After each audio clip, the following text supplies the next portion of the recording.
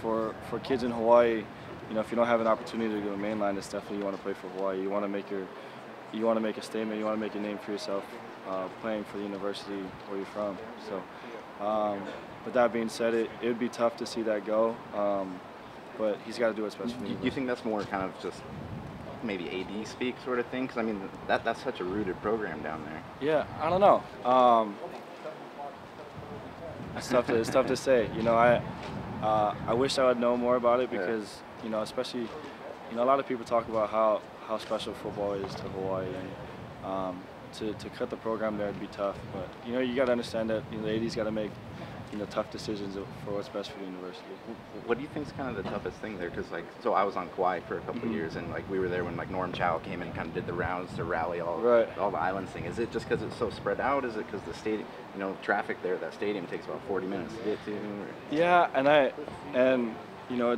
I think first and foremost it's tough to get students out there. Yeah. So they don't have a real strong student section. With the stadium so far out, a lot of people don't want to fight the traffic. But H1's great, man. No, yeah, and to be honest with you, when Cole Brennan them played, when the Dreadheads played, they were getting that thing sold out, and it was rocking. And I think sometimes it's tough if a program's not doing too well that people tend to just kind of be like, we'll watch it on TV. So I don't know. It's tough. It is definitely tough to sometimes get people out there, but. The university is trying its best.